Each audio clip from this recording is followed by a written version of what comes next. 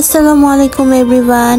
আজকে ছিল আমাদের বাসায় ইফতারির দাওয়াত। রোজার সময় আমার কাছে বেস্ট লাগে সবাই একসাথে ইফতারি করার। চলেন আজকের ব্লগে দেখে নিই আমরা একসাথে ইফতারি কি করলাম, কেমন মজা করলাম, সবাই মিলে কেমন সময় কাটালাম।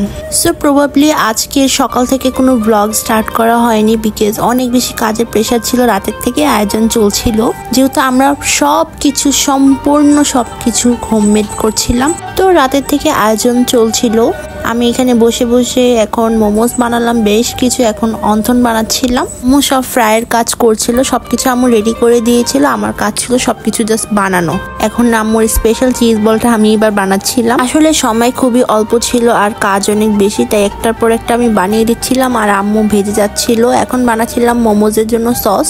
এটার রেসিপি আসলে বলার কিছু নাই, আমার আসলে নিজের মনের মতো আমি বানাচ্ছিলাম। এর মধ্যে আম্মুর স্পেশাল মশলাটা দিয়ে দিলাম, এত বেশি মজা হয়েছিল, টক মিষ্টি ঝাল একদম ফ্লেভারফুল। তো সবকিছু যখন গুছানো শেষ, রেডি করা শেষ, আমি একটু ফ্রেশ হয়ে নিলাম। এখন অনেক কিছু আম্মু ভাজছিল, বাট মোটামুটি সবকিছুই হয়ে গিয়েছিল।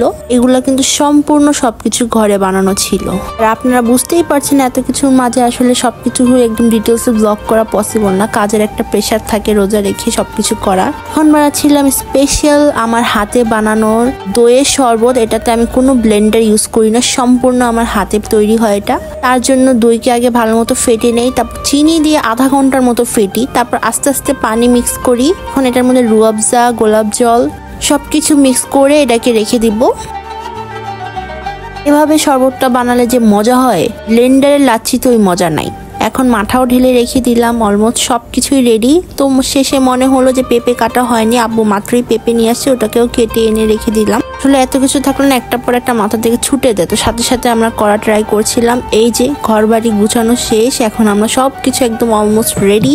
তাই নিচেও পাটি বিছিয়ে রেখেছি বিকজ মানুষ কিন্তু আমরা অনেকজন, খাটে অবশ্যই সবার জায়গা হবে না, তাই উপরে নিচে আমরা অ্যাডজাস্ট করে বসবো।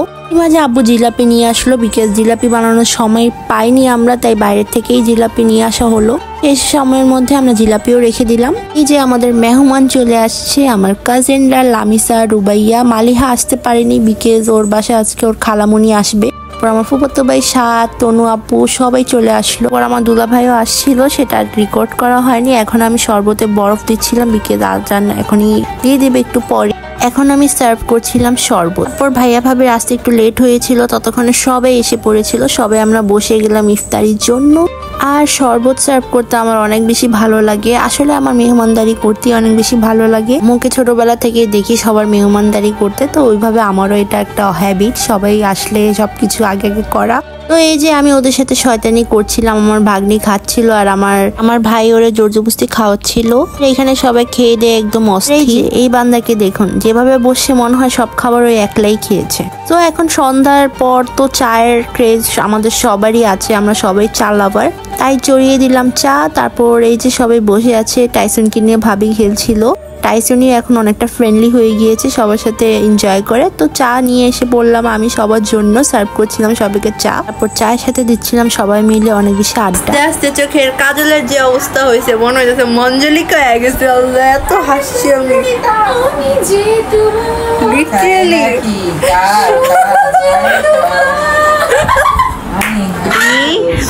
মালিকা আগে আসে নেই, পরে বাসা থেকে ভাইগা এসে পড়ছে। ভালোবাসা এখন এত টানতেছে, এত বেশি মিস করতেছিলাম। তোমরা খালি ওরে মিস করতেছিলাম না, আমি বিশেষ করে তোমাকে মিস করতেছিলাম। তুমি কিছু বলো।